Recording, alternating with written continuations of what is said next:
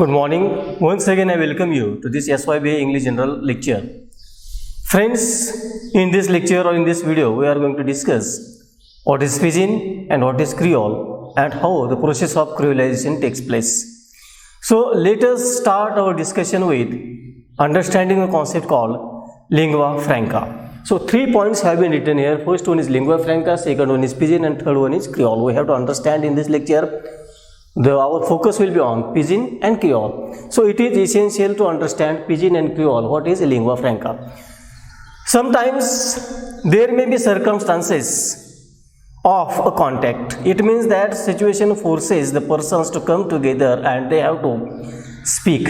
So they come together, their contact is established between them and the situation compels them or forces them to speak.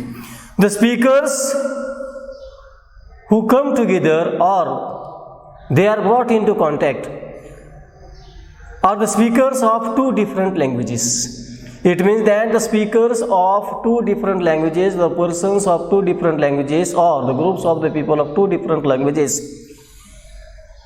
when they come together, it is really difficult for them to communicate in their own language, that is their native language, and they shift to a common language. So, common language that could be understood by the different groups of people or two different individuals, and the communication or conversation takes place. It is called as lingua franca. So, let us understand this with an example. For example, there is a speaker A and there is a speaker B. So, both belongs to different region and both knows only both are not familiar with the language that is spoken by the other. For example, the person A speaks Telugu and person B speaks Bengali. The person A is unable to communicate the language that is person B knows, that is Bengali, and the person B is also unable to communicate with the person A because he is not familiar with Telugu. So, in such situations, when such sort of persons or when such sort of groups comes together, the contact is established between them. So, they are not going to speak in, they are not going to interact in, they are not going to use either Telugu or Bengali. Both of them will use a common language that can be understood by both of them or by the groups of the people, and in this context, that is Telugu and Bengali, so Hindi can be a common language and we will call it as lingua franca. So Hindi serves the purpose of communication. The speaker who is able to speak Telugu and Hindi, the speaker who is able to speak Bengali and Hindi, so he is not going to use Bengali, he is not going to use Telugu, and for communication, for interaction, the common language will be used by them. In our Indian context, that common language is Hindi. The speaker A knows Hindi, speaker A is able to communicate in Hindi, speaker B is able to communicate in Hindi, and both are able to understand whatever is spoken by them, and it is called as lingua franca. So remember, lingua franca is common language that is used by the community, that is used by the speakers to communicate or to pass the message or to interact. So English is the lingua franca.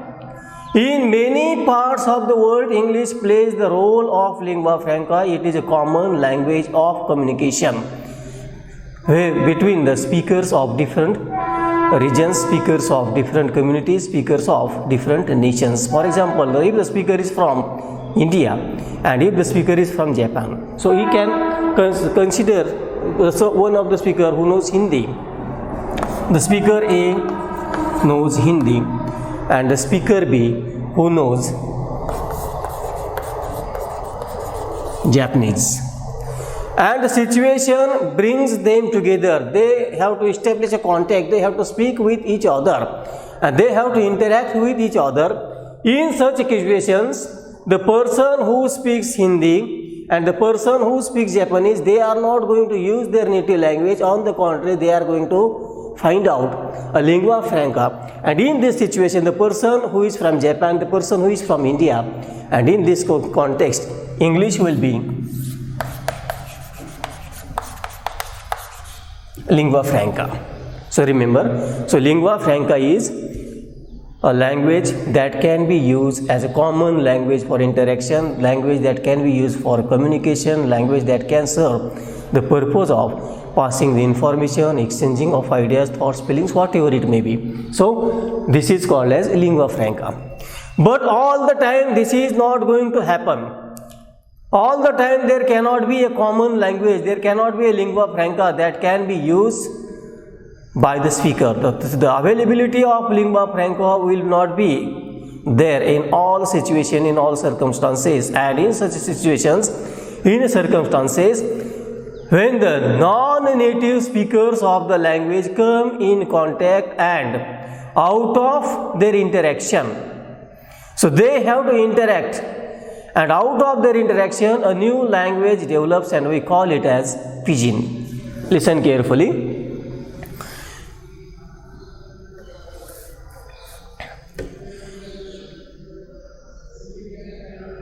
All speakers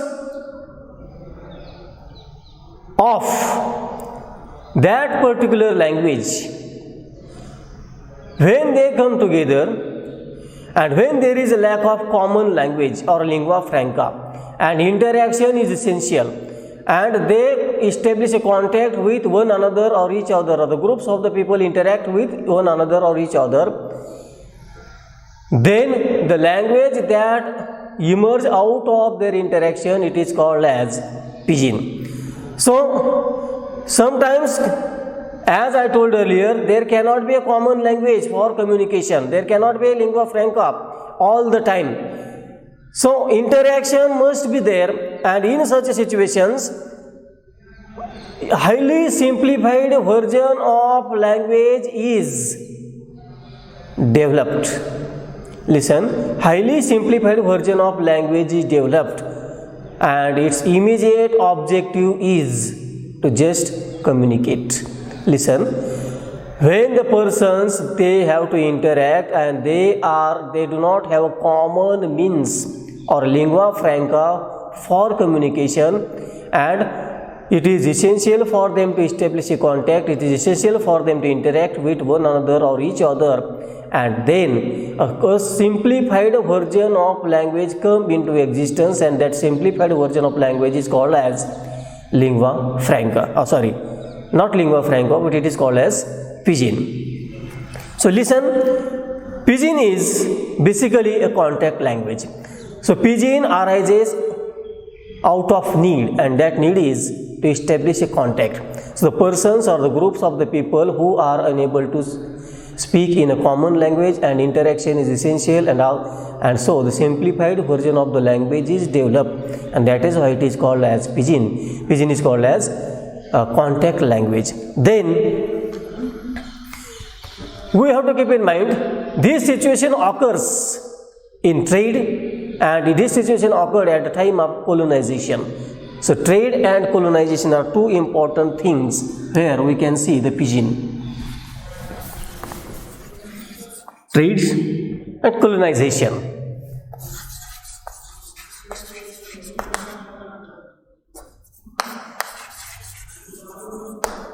Colonization.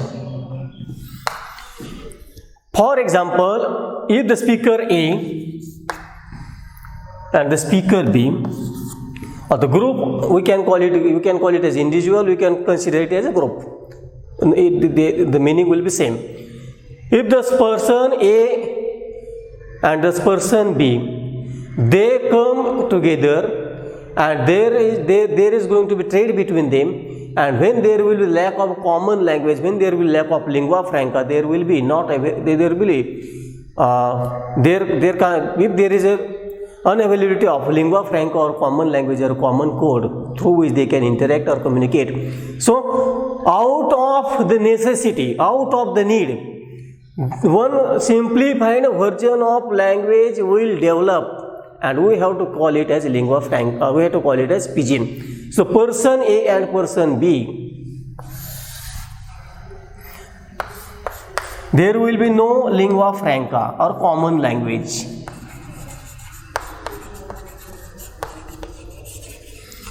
and when they have to interact with each other, so one sort of language develops out of their interaction.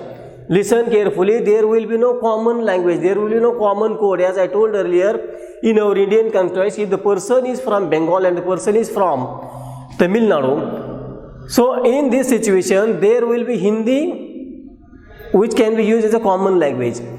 If the person is from India and one person is from Japan, so in this context, English will be common language. But in this situation, there is no common language through which they can interact, through which they can communicate. So, simplified version of language is developed between these two persons or two groups of people, and this simplified version is called as Pidgin. So, this situation occurs in trade, and during the colonization, many pidgins have been developed because the Dutch, Britishers and the natives, out of their interaction, pidgins have been developed. So trade is the most of the commonest thing where we can see the simplified version. In pidgin, vocabulary is not important. The pidgin do not give much importance to vocabulary. Pidgin does not give much importance to syntactic structure or grammatical rules. For them, communication is important. For them, semantic content is important. For them, understanding of the message is important rather than whether it is grammatically correct or incorrect. So, grammatical considerations are not important here. What is more important is semantic consideration. For the meaning is important. Say, they also ignore phonological rules, morphological structure or pattern. So, all linguistic items that make the language standard are not given much priority during in the pidgin, because the immediate objective of pidgin is to just establish a contact. Immediate objective of pidgin is to pass the meaning rather than it to be accurate, rather than it to be grammatically correct, rather than phonologically it should be sound. So pidgin ignores grammatical rules. Pidgin do not pay much consideration towards the phonological structure or phonological realizations or rules. Then it avoids or it pays less consideration to morphologic and syntactic or grammatical rules. So, it is not essential or it is not necessary or it is not expected that the speakers should use the standard form. The standard is not important here. The standard form of language is not important. Remember, it is the language which is considered as less intelligible. The objective of this language is to just establish a contact, and it is used in trade. So, vocabulary will be limited. Then, there will be involvement of non-native speakers. So, there will be interaction between the non-native speakers. When the non-native speakers will come together, the contact will be established between them, and out of their interaction, out of their contact, a new language will be developed, and it is to be termed as pidgin. So remember, some important features or characteristics of pidgin. And what is pidgin? So pidgin is developed when there is lack of common language, when there is a lack of lingua franca, and there is a need of contact, and out of this necessity, out of this need, a language is developed. We call it as pidgin. So in pidgin, grammar is not important. In pidgin, phonology is not important. In pidgin, vocabulary is less developed, and it is not a sort of standard format. So it is not expected that the speaker should use or the speaker should speak considering the standards of language.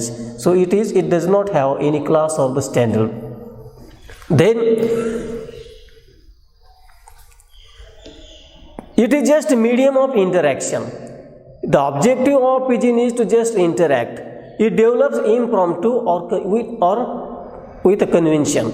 So it does not deliberate action. It is not a deliberate actions, but it is developed spontaneously or impromptu, because the objective of pidgin is to just establish a contact or just to pass the message or to just get the meaning, then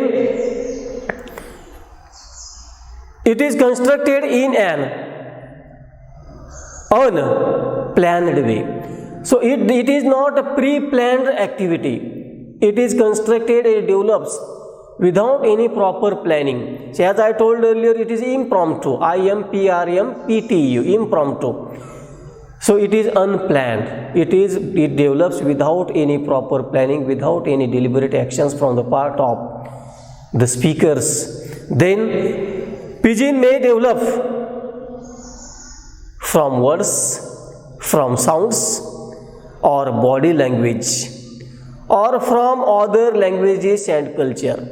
So this is one of the most important thing how pidgin develops. Pidgin can develop out of words, out of sounds, out of body language, and from other languages and culture also. So there we can see what are the components that help to develop the pidgin. So initially the speakers do not pay attention towards the rules of grammar, towards the rules of phonology, towards the rules of morphology. There is less consideration to linguistic items.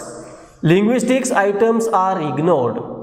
Then how it develops? It can develop out of words. So speakers' words can be used to develop the pidgin. Then sounds.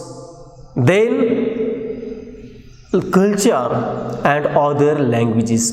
So in the initial stage, the focus is more on body language than the rules of grammar. The speakers give much importance or uses body language during the conversation, during the communication, because their intention is to communicate the ideas, or their intention is to communicate the message. The semantic content is important for the speakers rather than the grammatical content in initial stage. So there will be the most use of the body language from the speakers, so that information can be understood by the listeners or the recipient. Pidgin does not follow linguistic rules strictly. It has low prestige, so it is not considered as a standard. So it is considered as a language which has a low prestige, and it does not follow linguistic rules properly, or it ignores linguistic rules.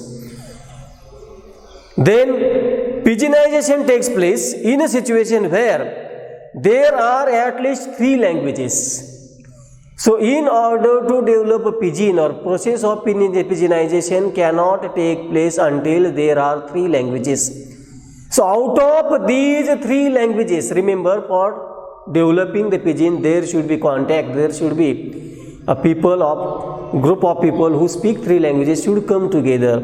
And out of these 3 languages, one language will be dominated one.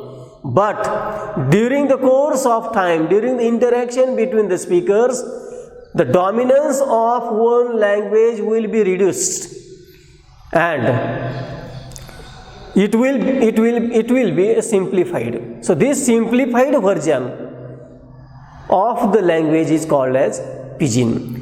So dominance of language is reduced, its vocabulary is reduced, its grammatical structure is reduced, its linguistics items are reduced, and when this language becomes simplified, when this language will be in its simple form, it is to be considered as, or it is to be termed as pidgin. Then now we are going to discuss next point about the pidgin. This simplified version of language of interaction between them is pidgin. So the simplified version of the language that arises out of 3 languages, the dominance of one language is reduced and language becomes a simple one. It is a simplified version, and this simplified version of language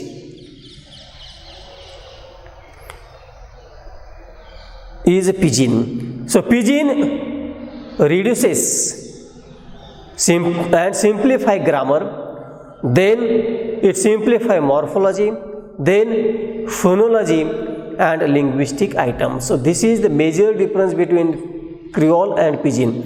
In Pidgin, phonology is not important, morphology is not important, syntactic structure is not important, or we can call it grammatical rules are not important. Semantic content is important in Pidgin. Grammatical content, grammatical function is not important. Whether the language spoken by the speakers is correct or incorrect, that is not important.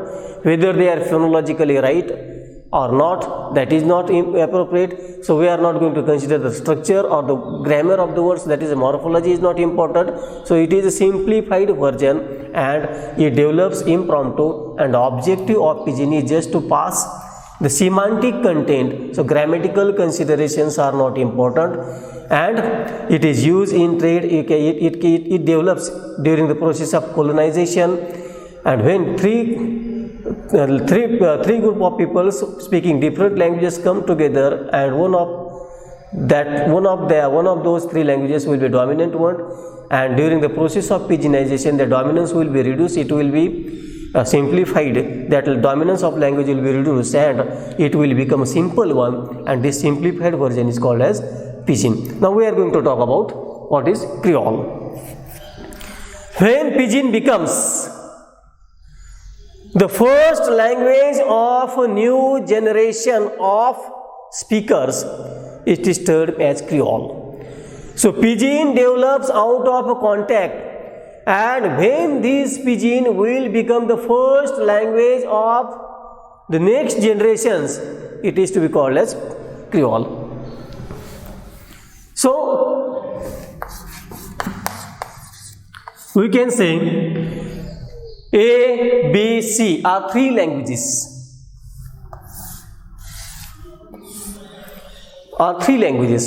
Out of interaction, the simplified version of language develop, and this is called as Pidgin. So there will be not a common language of interaction between the group of people. So A, B, C do not have a lingua franca or common language to interact, and when there will be lack of common language or lingua franca, and they come together and contact is established between them, they have to communicate with one another, and this communication takes place and new sort of language emerges or develops, and it is called as Pidgin. For these persons, that is A, B, C, this is a Pidgin language, but for their children, that is the next generation,